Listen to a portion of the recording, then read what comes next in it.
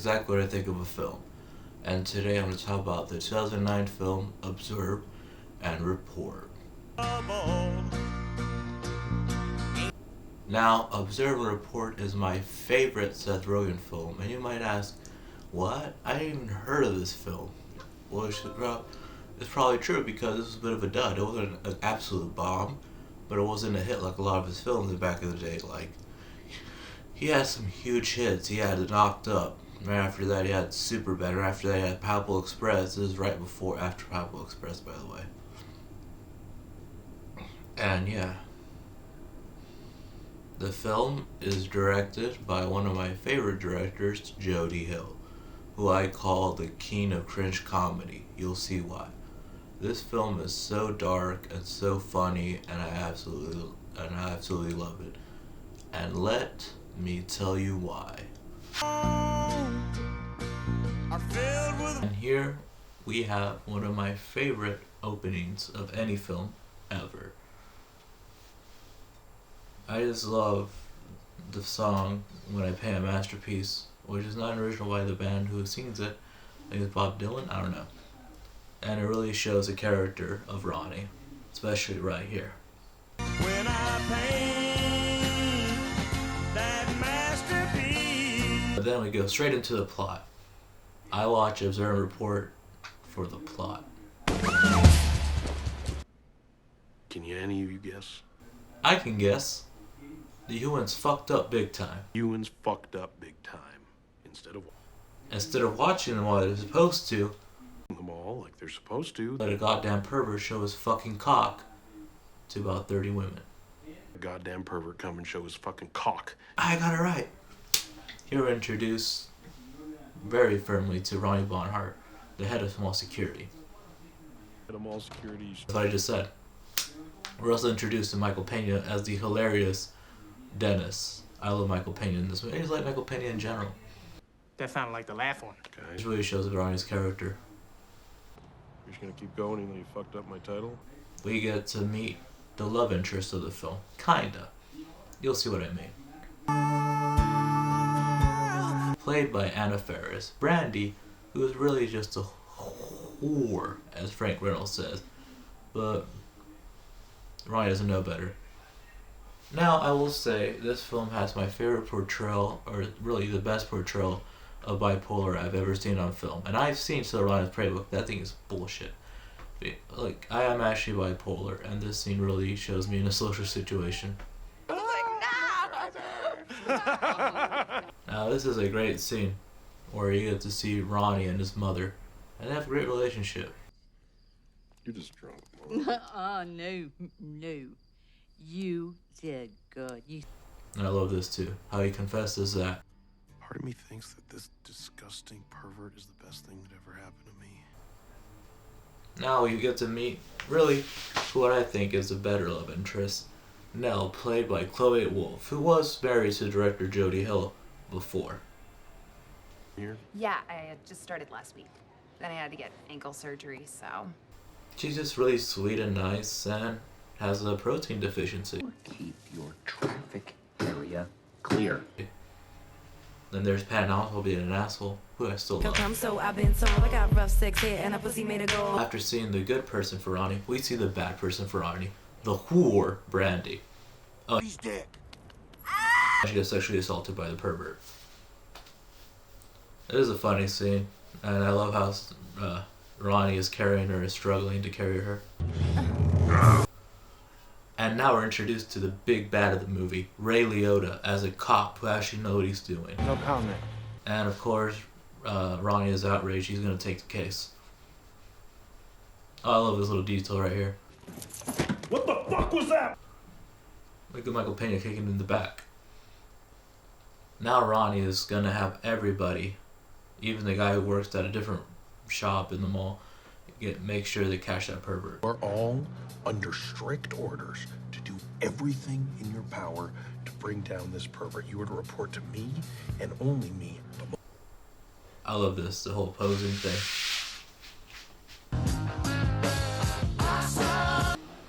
After reporting against someone robbing the mall, who could it be? And a great scene where Detective Harrison tries to actually get some detective work done.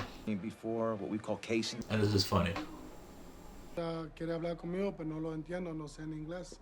And Seth Rogen, of course, has a great response. This guy fucking did it. What'd he say? I don't know, I don't speak Spanish, but you know, you look at his face, his inflections, the tone of his voice, look at his eyes. The shot of him is the most innocent looking eyes I've ever seen. A small role from Aziz Ansari. You know what those are? That's for when you don't want to take a little bubble bath. You want to cover your little breasts with some bubble. Shit. Yeah, I wasn't touching her in a bad way or anything. That joke really aged poorly. He's so memorable in this movie despite being only in a very few scenes. How do I know you're not the pervert? My dick is brown, you dumb motherfucker! I really like the scene when Harrison yells at Ronnie, calls him retard. You're a fucking rent-a-cop. You might think you're a real cop, but you're not. You know why? Because you're a fucking retard! Seth Rogen's response is hilarious. Your inside voice, you know? Can all hear. This is seriously my favorite Seth Rogen performance. Ronnie goes to see a guy who literally looks like a cop and asks him how to be a cop. He should know he looks like a cop. Office. It sure is. Come on in, take a seat. And he fills out some paperwork. He has a nice conversation with Nell about feeling good about being a cop and how things feel different and feel up for him. I don't mean to insult you in any way. Did you do something different with the coffee? No, it's same as always. See what I do? I would love nothing more than to see what you think you do. Harrison takes Ronnie to the place where Combo got smoked. And now we have the amazing Danny McBride. See, I got him on my motherfucking chest. I see that. I just gonna tattoo any motherfucker on my chest. This is my lifeline. This scene has so many highlights. I love Danny McBride. This is him showing us he's actually a strong man. Capping his ass right now. I'm motherfucking believable. You gonna seriously sit here and fucking talk to me? Yeah, you just say what? I knew you wanted to see if I had the chops to become a police officer, and I did it, man. I did it, and there are 6 dead crackheads that can confirm that. Did he kill those guys? Oh, there's Ben Best, who used to work a lot with Jody Hill and Danny McBride. Well, he's probably gonna get killed. After literally, apparently almost killing crackheads, Ronnie coerces Brandy into going out on a date with him. Me, free dinner, you fill in the rest. Pat also asks Morgan to ask Janelle. Ronnie tries to ask Janelle for advice. Oh, no reason. Well, actually, got kind of a hot date tonight with Brandy over the makeup counter. You know, He gets dressed up for the date. His mom gives him great feedback and tells him that his dad ran off because of him. do you think it was my fault the dad left? Definitely. So we have a great scene between Brandy and Ronnie, which kind of shows they do have some chemistry, especially because of Seth Rogen and Anna Faris. And Anna Faris has some great lines here. Do makeup on these fat ass women, and you know what? Like my mom always said, you can polish a turd, but it's still a piece of shit. And now we find that Brandy likes to do drugs. So Ronnie gives him his drugs. I do like this line over here. I party like this every 4 to 6 hours. Ronnie gives him the drugs and gives her the drugs. And there's date rape. Rennie? Why are you stopping, motherfucker? I'm telling you, this movie is so darkly funny and it's just hilarious in the weirdest ways.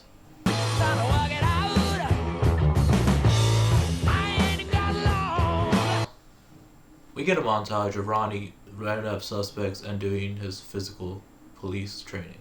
It's a little bipolar disorder, not a big deal. Oh. And now we get Ronnie getting the psychological exam, which he kind of fails spectacularly. They say, thank you, Ronnie. Thank you for helping, being a great man, and doing this for us. You know what I say? You don't need to thank me. I'm just a guy with a gun. Which Detective Harrison is really happy to tell him that he failed the psychological test. We're not gonna be able to let you join the academy. And Ben Best is there. So, I thought this was gonna be kind of funny, but it's actually kind of sad. So Ronnie goes disappointed back to the mall, denies him not being elected to the police program to Nell, and Nell starts crying and pouring her guts out. Because Pat Oswald's an asshole. Because I can't walk.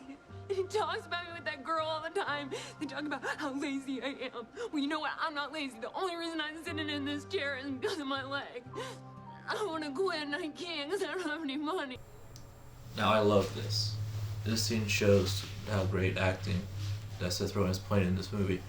He really knows how to play a bipolar person. Now, when a bipolar person gets angry, they get really angry, and this really shows a really good portrayal of bipolar. And it's something that can set it off. You really don't know. That's why I think this performance is great. Oh, get in there! No, get in there! Get in there! You like making fun of people? So Ronnie is down, and Dennis tries to get him back up by a montage of doing drugs. You know, maybe even walk on water and stuff. But I'm here to tell you that sometimes I drink out of the volcano. Now, I wish there could have been a Seth Rogen movie without smoking pot, but at least this makes sense in the plot, unlike fucking Sausage Party.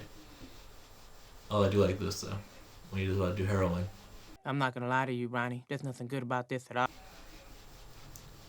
And then Dennis drops the P word on Ronnie, which is partner, which he was really good into. I'm just glad that I finally have a partner in crime, man. But it turns out Dennis is the one who has been stealing from the mall. And he gets away in the car.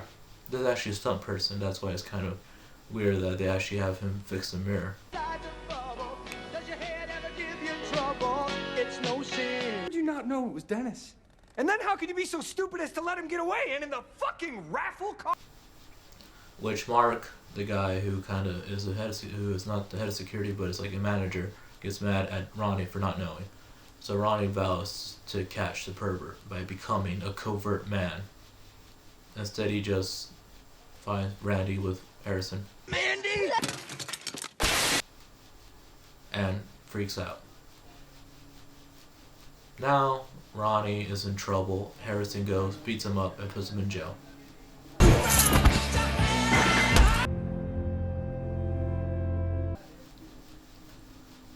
His mom comforts him and tells him she's gonna drink beer now, no more hard liquor. That's great. I love the relationship. You're gonna stop drinking? I'm switching to beer. Dennis sends Ronnie a letter saying that he's always respected him. You really are my best friend. The problem is, I'm a criminal, man. Doesn't care. And your crime is, you care too much. I hope you know that I always respected you. It's not every... Now, Ronnie is back in the mall, having caught in the pervert, and kisses Nell because she's the one for him. Oh, and the pervert flashes his penis. I love this scene. I can't show much of it because it has graphic nudity, but this is one of my favorite endings ever, with Ronnie chasing the pervert, the thing that's been eluding him this whole time, with the great choice of Where's My Mind? Not by the Pixies, but covered by Wolves or Bad Wolf? I don't forget. I forget the name of the band. City Wolf covered it. I love this so much. Actually, I love that extra right there. The director, Jody Hill, told him, give a reaction, but not too much a reaction, and he did perfectly. And of course, Aziz Ansari gets his comeuppance, when really he shouldn't.